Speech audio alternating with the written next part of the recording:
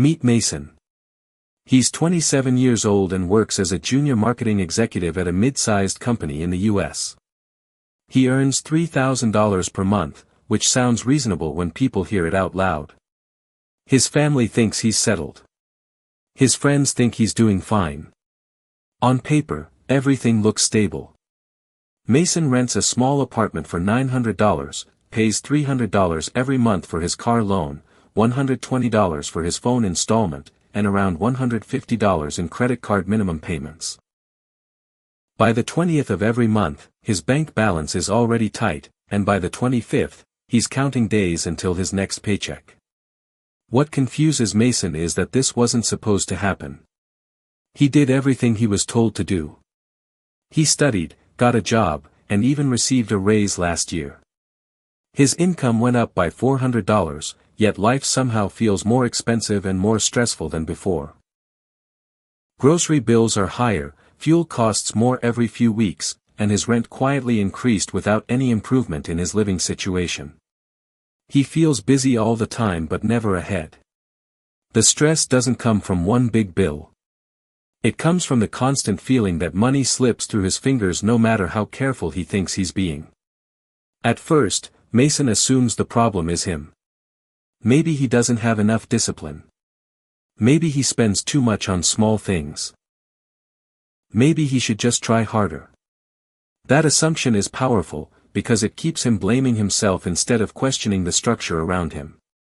No one ever tells Mason that feeling stuck while earning more money isn't a personal failure. It's a predictable outcome of how the system is designed. At work, Mason is described as reliable. He shows up on time, meets deadlines, and doesn't cause trouble.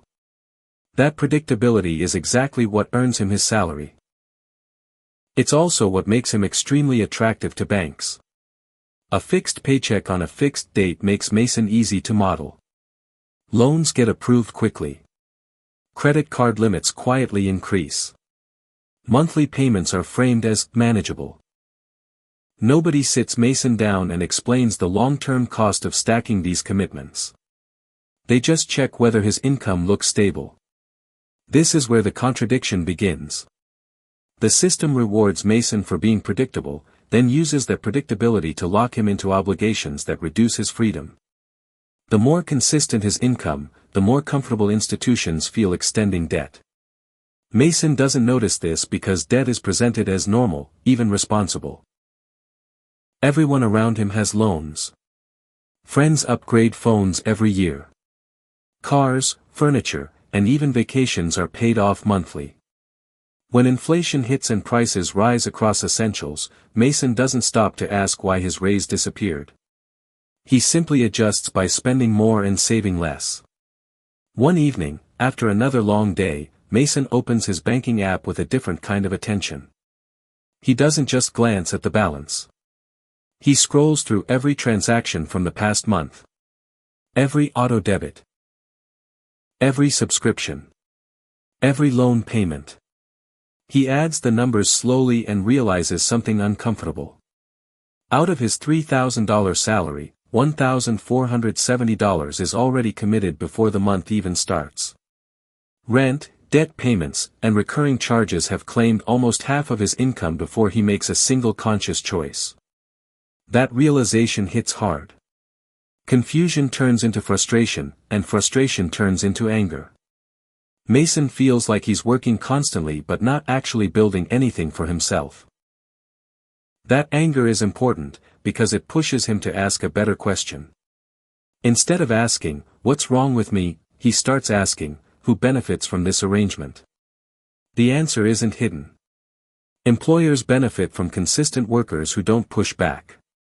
Banks benefit from predictable payments that arrive every month. Subscription-based businesses thrive when people forget they're paying. None of these systems benefit when someone like Mason stops once a month to review everything and make deliberate decisions. Awareness slows consumption, and slowing consumption is bad for business.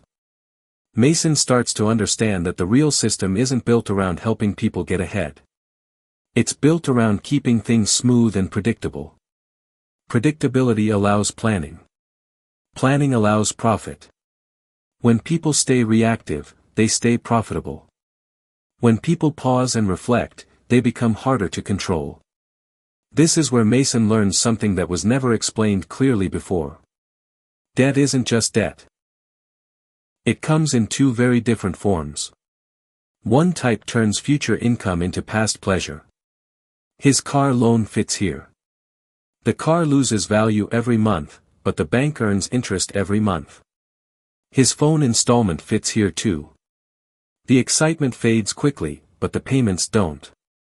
This kind of debt makes life feel better briefly while making the future tighter. The other type of debt works differently. Mason notices his cousin making the same monthly payment into a small 3D printer for a side business. That printer generates income every month instead of losing value. Same discipline.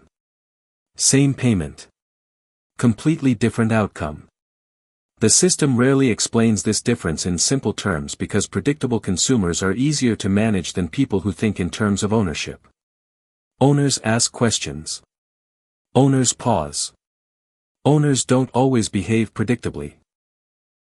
That unpredictability is uncomfortable for institutions designed around steady flows of money. As Mason pays more attention, he notices how everything around him encourages speed. Buy now. Pay later. Limited time.